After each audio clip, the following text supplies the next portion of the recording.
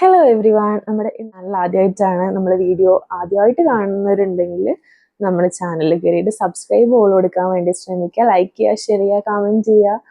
അപ്പം നമുക്ക് video start ചെയ്യാം. ഓക്കെ. ഫാത്തിമ ബീവി, സ്വർഗത്തിലെ റൈഹാൻ പൂവ്. അലി റളിയല്ലാഹു അൻഹ ഒരു ദിവസം വീട്ടിലേക്ക് ചെന്നപ്പോൾ ഫാത്തിമ ബീവി തജോലികൾ ചെയ്തു തീർക്കുകയാണ്. മക്കളായ ഹസൻ ഹുസൈനെ കുളിപ്പിക്കുന്നു, തല തോർത്തി കൊടുക്കുന്നു, വസ്ത്രം ധരി തന്നെ കുബൂസും ഉണ്ടാക്കുന്നു. ചെറിയ മക്കളുള്ള എല്ലാ ഉമ്മമാരുടെയും അവസ്ഥ ഇത് തന്നെയാണല്ലോ. പക്ഷെ അലി റളിയല്ലാഹു അൻഹയെ കണ്ടുവെങ്കിലും കണ്ട ഭാവം നടിച്ചില്ല. അല്ലെങ്കിൽ ഒന്ന് കാണുമ്പോഴേക്ക് സ്നേഹം കൊണ്ട് പൊതിയുന്നയാളാണ്. ഇന്ന് എന്ത് പറ്റിയാവോ? ഇങ്ങനെയൊക്കെ ചിന്തിച്ച് അലി റളിയല്ലാഹു അൻഹു ചോദിച്ചു, ഫാത്തിമ, എന്നെ കണ്ടിട്ടും ഇതുവരെ മിണ്ടാതിരുന്നതെന്തേ?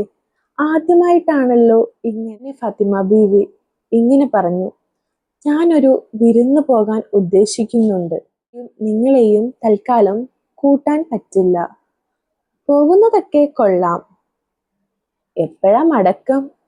ദേഷ്യം പിടിക്കാതെ തന്നെ അലി റളിയല്ലാഹു അൻഹു ചോദിച്ചു. ഖിയാമത്ത് നാളാവുന്നത് വരെ ഞാൻ മടങ്ങി വരും. ഏറ്റതുപോലെയുള്ള മറുപടി.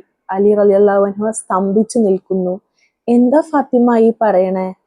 നിന്നോട് ആരാ ഇതൊക്കെ പറഞ്ഞത്? കണ്ണു നിറഞ്ഞുകൊണ്ട് ഫാത്തിമ ബീവി പറഞ്ഞു, ബാപ്പയെ മുത്തുനബി സല്ലല്ലാഹു അലൈഹി വസല്ലമ തങ്ങളെ സ്വപ്നം കണ്ടു. ഒരുപാട് കാലം ഊതി പെരുത്തുന്ന ഞാൻ നിന്നെ കാത്തിരിക്കുകയാണെന്നും. ഇത് കേട്ട അൻഹ പൊട്ടിക്കരഞ്ഞു. ഫാത്തിമ ബീവിയും ആകാശം കറുത്തു, ഭൂമി പിടച്ചു. ജീവനേക്കാൾ പ്രണയിച്ച പ്രിയതമ എന്നെ വിട്ടു പോകുകയാണ്. എന്തു പറയണമെന്നറിയാതെ വിറങ്ങലിച്ചു നിൽക്കുന്നുണ്ട് അലി റളിയല്ലാഹു അൻഹ. വിതുമ്പിക്കൊണ്ട് സ്വയം വേവലാതിപ്പെടുകയാണ് അലി. എല്ലാവരും പിരിയേണ്ടവരാണ്. അൻഹ പറയാണ്, എല്ലാവരും പിരിയേണ്ടവരാണ്. നീ പോയാൽ പിന്നെ ഞാൻ ഇല്ലാത്തതുപോലെയാണ്. നീ ഇല്ലാതെ ഞാൻ എങ്ങനെ ജീവിക്കും?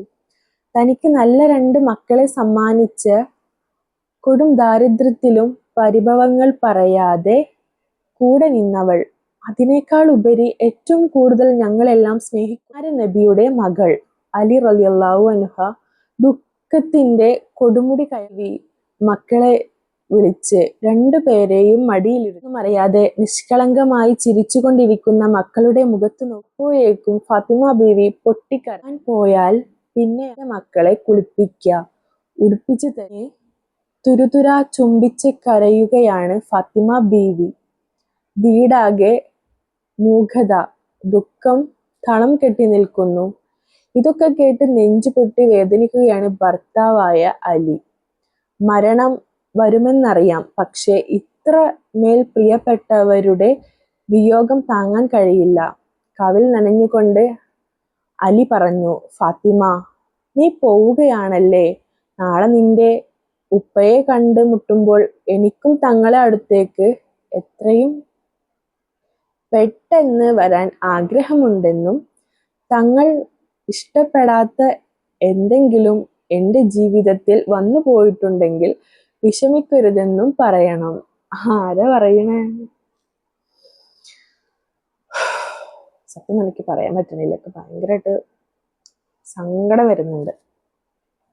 അത് നമ്മുടെ മനസ്സിൽ കാണുമ്പോൾ പറഞ്ഞു തീർക്കട്ടെ ഏതായാലും. പിന്നെ നിന്റെ മഹത്വം പൂർണ്ണമായി മനസ്സിലാക്കാൻ എനിക്ക് കഴിഞ്ഞിട്ടുണ്ടാവില്ല. എന്നെ പറ്റി പരാതി പറഞ്ഞേക്കരുത്. ഞാനൊരു പാവമാണ്, എല്ലാം പൊരുത്തപ്പെടണം. ആരോടാ ചോദിക്കുന്നേ?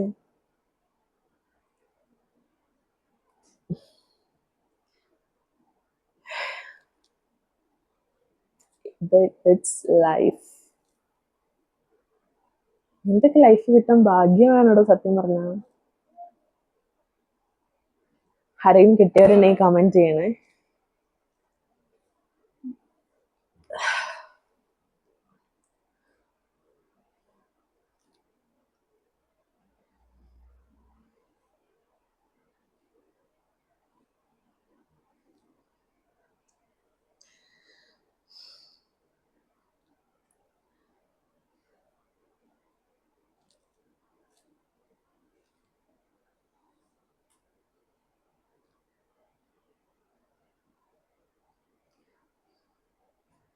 നാളെ മഹശ്ശറയിൽ ചെല്ലുമ്പോൾ നന്മകളില്ലാതെ ഞാൻ വിഷമിക്കുമ്പോൾ ഈ പാവത്തിനെയും പരിഗണിക്കാൻ മുത്തുനബിയോട് പറയണം. ചങ്കു പൊട്ടിപ്പോകുന്ന ഈ വാക്കുകൾ പറഞ്ഞ് അലി കണ്ണീർ വാർക്കുന്നു.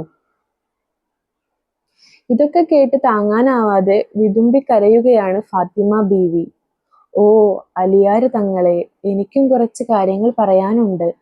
ഞാൻ മരിച്ചാൽ എന്നെ കഫം ചെയ്യുന്നത് മറമാടുന്നതും നിങ്ങൾ തന്നെ ആയിരിക്കണം.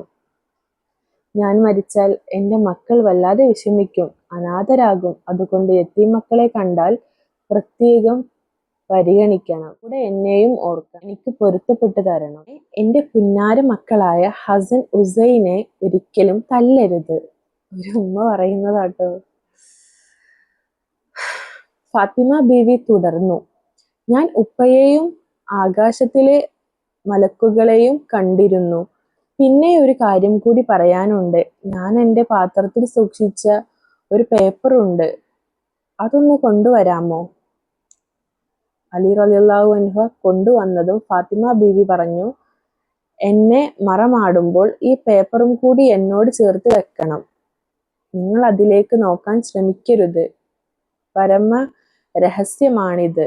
എനിക്കത് പറഞ്ഞു തരണമെന്ന് അലി റളിയല്ലാഹു അൻഹു പറഞ്ഞു. പ്രിയനെ, നമ്മുടെ കല്യാണത്തിന് മുമ്പ് എന്നോട് ഉപ്പ ചോദിച്ചു, 400 ദിർഹമിന് നിന്നെ അലിക്ക് നിക്കാഹ് ചെയ്തു കൊടുക്കാൻ ഞാൻ ആഗ്രഹിക്കുന്നു.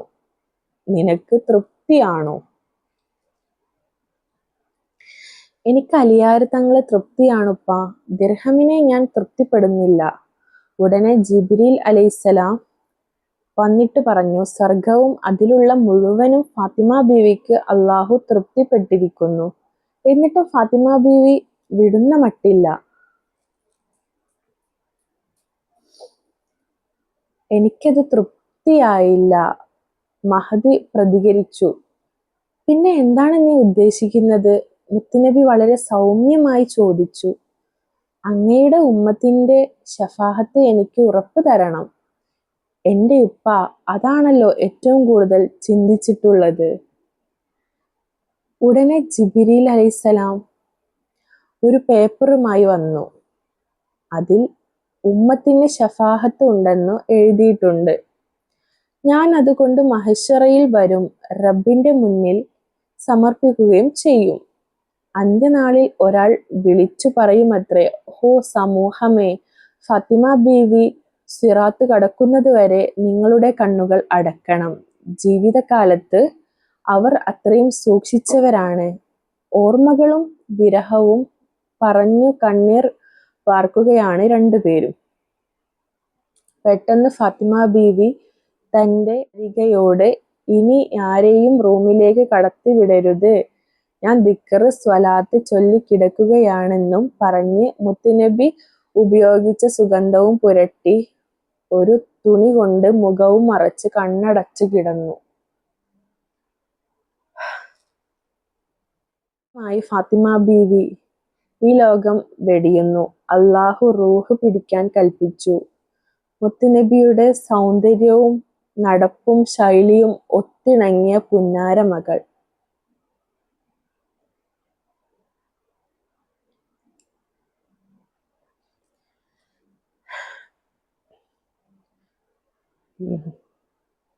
യാത്രയാവുന്നതറിഞ്ഞ് ആകാശം കരഞ്ഞു, ഭൂമി പിടച്ചു, സർവ്വ ജീവജാലങ്ങളും വിതുമ്പുന്നു.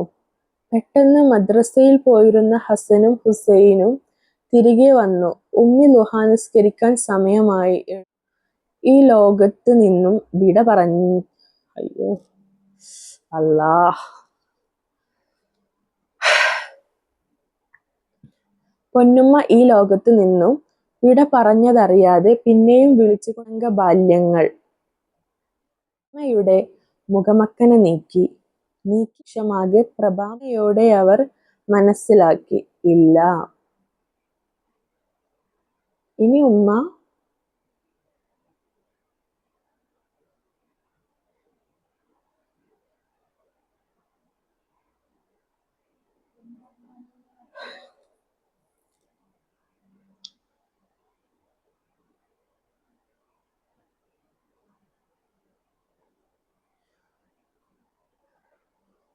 മനസ്സിലാക്കി.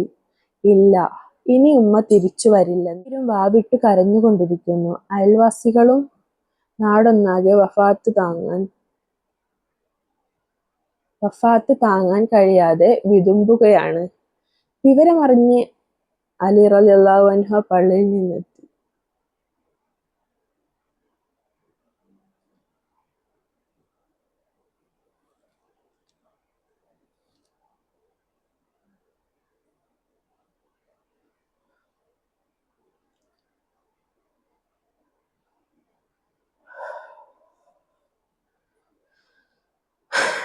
വിവരമറിഞ്ഞ് അലി റളിയല്ലാഹു അൻഹു പള്ളിയിൽ ഉമ്മയുടെ മുഖത്തു നോക്കി കരയുമ്പോൾ പണ്ട് മുത്ത് നബി പറഞ്ഞത് ഓർക്കുന്നുണ്ട്. അലി, ഫാത്തിമ സ്വർഗത്തിലും നിന്റെ ഭാര്യയായി. അലി റളിയല്ലാഹു അൻഹുയുടെ നേതൃത്വത്തിൽ തന്നെ മയ്യത്ത് പരിപാലനം നടന്നു.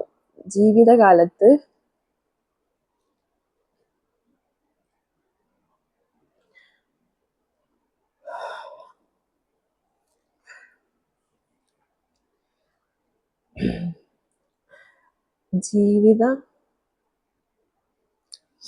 അലി റളിയല്ലാഹു അൻഹുയുടെ നേതൃത്വത്തിൽ തന്നെ മയ്യിത്ത് പരിപാലനം നടന്നു.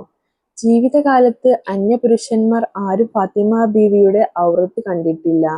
മരണസമയത്തും അങ്ങനെ തന്നെ.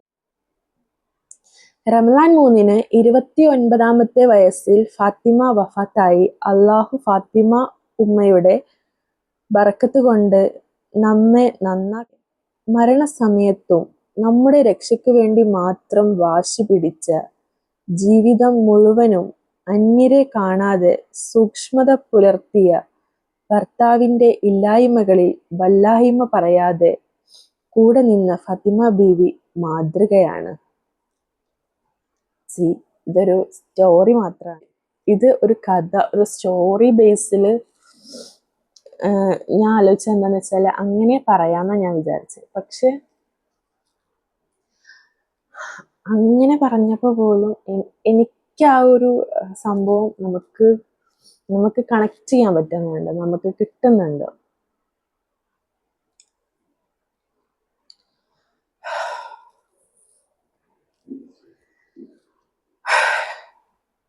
കൂടുതലൊന്നും പറയാനില്ല. ഈ സ്റ്റോറിയൊക്കെ കേൾക്കുന്നത് പോട്ടെ, ജസ്റ്റ് നമ്മൾ റീഡ് ചെയ്യുമ്പോൾ തന്നെ നമുക്ക് നല്ല ഒരു സാധാരണ മനുഷ്യനാണെങ്കിൽ പോലും നമ്മൾ ഉള്ളൊന്ന് പെടയും. ഈ കഥ വായിച്ച് ഇതൊന്നല്ല, ഇതിനേക്കാളും വലിയ വലിയ സ്റ്റോറീസ് ഉണ്ടാവാം മേ ബി. പക്ഷെ എന്നിരുന്നാലും ഇത് നമ്മൾ വായിക്കുന്ന സമയത്ത് തന്നെ നമ്മളെ ഉള്ളു പിടയുന്നുണ്ടെങ്കിൽ അതൊരു ചെറിയ കാര്യമല്ല, അതൊരു വലിയ കാര്യമാണ്. അത് നിങ്ങൾ ഫസ്റ്റ് മനസ്സിലാക്കുക. നമ്മളെ ഇപ്പോഴത്തെ ഒരു ജനറേഷനിൽ നമ്മൾ ഏറ്റവും കൂടുതൽ കണ്ടുവരുന്നൊരു കാര്യം എന്താണെന്ന് വെച്ചാൽ ഫുള്ള് ഫോണിലിരുന്ന് ഞോണ്ടലാണ്. ഈവൻ ഈ പറയുന്ന ഞാനും അങ്ങനെ തന്നെ ആവാം, ഒരിക്കലല്ലാന്ന് ഞാൻ പറയുന്നില്ല. എന്നിരുന്നാലും നമ്മുടെ കുഞ്ഞു മക്കളെ, നമ്മുടെ അനിയത്തിമാരെ, ബുക്സ്, ഇതുപോലുള്ള നല്ല നല്ല സ്റ്റോറീസ് കാര്യങ്ങളൊക്കെ ഇപ്പോൾ ഫുള്ള് ഗെയിംസും കാര്യങ്ങളും അങ്ങനെയാണ്. കുട്ടികളൊക്കെ ഫുള്ള് ഫുഡ് കഴിക്കണമെങ്കിൽ പോലും കാർട്ടൂൺ ഇല്ലാണ്ട് ഫുഡ് കഴിക്കാത്ത ഒരു ജനറേഷനാണ് നമ്മളിപ്പോൾ കാണുന്നത്. അതിൽ നിന്നൊക്കെ ഭക്ഷണം കഴിച്ചിട്ടില്ലെങ്കിൽ മരിച്ചു, അല്ലെങ്കിൽ പിന്നെ അതിനോട് കണക്റ്റ് ആയിട്ടുള്ള കുറെ സ്റ്റോറീസ് പറയുമല്ലോ, ഫുഡ് കഴിക്കാൻ വേണ്ടിയിട്ടുള്ള കഥകൾ. അതൊക്കെ കേട്ടിട്ടാണ് നമ്മളൊക്കെ ഭൂരിഭാഗം ആൾക്കാരും ആ ഒരു ജനറേഷനിൽ വളർന്നിട്ടുണ്ട്. അടിച്ചാക്കാണ്ടിരിക്കുക ഇനി വരുന്ന തലമുറകളെ. ഇങ്ങനെയുള്ള സ്റ്റോറീസ് കേൾപ്പിച്ചു കൊടുത്തോ, അല്ലെങ്കിൽ നിങ്ങൾ തന്നെ വായിച്ചു കൊടുത്തോ, അവരെ കൊണ്ട് വായിപ്പിക്കാൻ ശ്രമിക്കുക. വായനാശീലം എല്ലാ മക്കളിലും വളർത്താൻ വേണ്ടിയിട്ട് നമ്മൾ ശ്രമിക്കുക. അത് ഇപ്പൊ ഞാൻ എങ്ങനെ ഇപ്പുറത്തിരുന്ന് അപ്പുറത്തേക്ക് പറഞ്ഞിട്ട് കാര്യമില്ല എന്ന് എനിക്ക് നന്നായിട്ട് അറിയാം. നേരെ മറിച്ചിട്ട് അത് നമ്മുടെ വീട്ടിൽ നിന്ന് തന്നെ തുടങ്ങാൻ വേണ്ടിയിട്ട് നമ്മൾ ശ്രമിക്കുക. ഓക്കെ, അപ്പോൾ ഇത് ഞാൻ എങ്ങനെ പറഞ്ഞു തീർത്തതെന്ന് എനിക്കറിയില്ല. സത്യം പറഞ്ഞാല് എനിക്കത് ഭയങ്കരമായിട്ട് കണക്റ്റിങ്. ഞാൻ സത്യം പറഞ്ഞാൽ സ്റ്റോറി എന്നുള്ള ആ ഒരു ഇതിൽ മാത്രമേ ഞാൻ പറയാൻ നിന്നിട്ടുള്ളായിരുന്നു. പക്ഷെ എനിക്കത് തുടങ്ങിയപ്പോൾ എനിക്കത് ആ ഒരു ഇതങ്ങോട്ട് താങ്ങാൻ പറ്റാണ്ടായി. ആ ഒരു പെയിൻ, എന്താലേ, നമുക്കിഷ്ടമല്ലാത്തവര് പിരിയുന്നതിലൊന്നും ഒരു പ്രശ്നവുമില്ല സത്യം പറഞ്ഞാല്. കാരണം ഇത്രയും സ്നേഹമുള്ള രണ്ടാളെ പടച്ച റബ്ബ് പിരിച്ചിട്ടുണ്ടെങ്കിൽ ഒന്നും ശാശ്വതമല്ല, ദുനിയാവില് ഒന്നും ശാശ്വതമല്ല എന്നാണ് അതിൻ്റെ അർത്ഥം. എല്ലാം താൽക്കാലികമാണ്. അത് മനസ്സിലാക്കുക. നമ്മൾ കാരണം ആരും നമ്മൾ കാരണം ആരും കരയാണ്ടിരിക്കട്ടെ. നമ്മളെ പേര് പറഞ്ഞിട്ട് ആരും പടച്ചവനോട് ദുആ ചെയ്യാണ്ടിരിക്കട്ടെ. നമ്മളെ പേര് ഹെഡ്ലൈന് കൊടുത്തിട്ട് പടച്ച റബ്ബിന്റെ മുന്നിൽ കൈ പൊന്തിച്ചിട്ട് ആരും ദുആ ചെയ്യാണ്ടിരിക്കട്ടെ. അതിനുള്ള ഒരു അവസ്ഥ അറിഞ്ഞുകൊണ്ടും അറിയാണ്ട് പോലും നമ്മൾ ഉണ്ടാക്കാണ്ടിരിക്കുക എന്നതാണ് നമുക്ക് ചെയ്യാൻ പറ്റുന്ന ഏറ്റവും ബെസ്റ്റ് ആയിട്ടുള്ള ഒരു കാര്യം എന്ന് പറയുന്നത്. നമ്മൾ മനുഷ്യന്മാരാണ്, തെറ്റൊക്കെ പറ്റാം, സ്വാഭാവികമാണ്. എന്നിരുന്നാലും ഒരു തെറ്റൊക്കെ ഒരു തവണ സംഭവിക്കാം, പിന്നെയും സംഭവിക്കുന്നത് തെറ്റല്ലല്ലോ. അപ്പോൾ നമുക്കെല്ലാവർക്കും ഒരു പിശുക്കത്തരവും ഇല്ലാണ്ട് നമുക്കൊരു മനുഷ്യനിക്ക് കൊടുക്കാൻ പറ്റുന്ന ഏറ്റവും നല്ല കാര്യം എന്താണെന്ന് വെച്ചാൽ ആത്മാർത്ഥമായിട്ടുള്ള ദുആ ആണ്. അതുകൊണ്ട് നമ്മളെല്ലാവരും പരസ്പരം അങ്ങോട്ടും ഇങ്ങോട്ടും പടച്ച റബ്ബിനോട് ദുആ ചെയ്യുന്ന സമയത്ത് വളരെ ആത്മാർത്ഥമായി വിശ്വസിക്കുന്നത് ഭയങ്കര പ്യുവർ ആയിട്ടുള്ള കാര്യം എന്താണെന്ന് ചോദിച്ചാൽ ഞാൻ പറയും സ്നേഹമൊന്നും അല്ല, അതിനേക്കാളൊക്കെ മേലെ ദുആ ആണ്. ഭയങ്കര എക്സ്ട്രീം പ്യുവർ ആയിട്ടുള്ള ഒരു സംഭവം ദുആ മാത്രമാണ്. ബാക്കി സ്നേഹത്തിനൊക്കെ പിശുക്കത്തരം കാണിക്കാത്തത് നമ്മളെ മാതാപിതാക്കൾ മാത്രമേ ഉണ്ടാവുള്ളൂ. ബാക്കി എല്ലാം സെൽഫിഷ് അല്ലാണ്ട് ഈ ദുനിയാവിൽ കാണാൻ പറ്റിയ രണ്ട് വ്യക്തി എന്ന് പറയുന്നത് നമ്മുടെ ഉമ്മ, നമ്മുടെ ഉപ്പ. സോ ഓക്കെ, അങ്ങനെയും പറയാം. എന്നാൽ ഒന്നും പ്രതീക്ഷിക്കാണ്ട് നമ്മളെ കാണാണ്ട് നമ്മൾ ദുനിയാവിക്ക് വരാണ്ട് നമ്മൾ അത്രയും സ്നേഹിക്കുന്ന രണ്ട് വ്യക്തികളും ഉമ്മയും ഉപ്പയാണ്. സോ ഉമ്മച്ചിന്റെ സ്നേഹം എന്നൊന്നും പറഞ്ഞാൽ അതാണ് പ്യുവർ സ്നേഹം എന്ന് പറയുന്നത്. അവിടെ അതേപോലെ നമ്മൾ വളരണം എന്ന് ആഗ്രഹിക്കുന്നത് നമ്മുടെ ഫാദർ ഉറപ്പായിട്ടും നമ്മുടെ ഉപ്പമാരാണ്, അല്ലെങ്കിൽ നമ്മളെ അച്ഛന്മാരാണ്. അവരെ പോലെ ആരും നമ്മൾ നന്നാവണമെന്നോ നമ്മൾ വളരണമെന്നോ ഒന്നും ആരും ആഗ്രഹിക്കൂല. അപ്പൊ അത്രയേ ഉള്ളൂ. സോ നിങ്ങളെല്ലാവരും നിങ്ങളെ ദുആയിലും എന്നെ എൻ്റെ കുടുംബത്തിനെ ഉൾപ്പെടുത്തുക, എൻ്റെ ദുആയിലും ഞാൻ നിങ്ങളെ ഉൾപ്പെടുത്തും. സോ നമുക്കൊരു പിശുക്കത്തരവും ഇല്ലാണ്ട് ഭയങ്കര പ്യുവറായിട്ട് നമുക്ക് അവർക്ക് കൊടുക്കാൻ കഴിയുന്ന ഗിഫ്റ്റ് എന്ന് പറയുന്നത് നമ്മൾ എന്തായാലും മനസ്സിലാക്കുക. ഈ ദിനാവിൽ നമ്മൾ ആര് പറ്റിച്ചു പോയാലും ആര് തേച്ചു പോയാലും നമ്മൾ വിഷമിക്കേണ്ടടോ, അത്രയേ ഉള്ളൂ. അത് തവക്കൽത്തു അലല്ലാന്ന് നമ്മൾ എത്രത്തോളം നമ്മൾ പറയല്ലോ, ക്ഷമയൊക്കെ വേണം, വേണ്ടെന്നൊന്നുമല്ല ഞാൻ പറയുന്നത്. പടച്ചോൻ ക്ഷമിക്കാനുള്ള കഴിവ് നമുക്കൊക്കെ ഏറ്റി തരട്ടെ എന്ന് മാത്രമേ ഉള്ളൂ ഈ അവസരത്തിൽ എനിക്ക് പറയാന്. സോ ഞാൻ സ്റ്റോറി പറയാൻ വന്നപ്പോൾ ഭയങ്കര ചാർജ് ആയിരുന്നു. പക്ഷെ സ്റ്റോറി പറഞ്ഞു കഴിഞ്ഞപ്പോൾ കഴിഞ്ഞപ്പോഴല്ല, ഒരു സ്റ്റാർട്ടിങ് കഴിഞ്ഞപ്പോൾ തന്നെ കയ്യിൽ നിന്ന് പോയിട്ടുണ്ട്. സോ നിങ്ങൾക്ക് അത് എത്രത്തോളം മനസ്സിലാവുന്നുണ്ടെന്നൊന്നും എനിക്കറിയില്ല.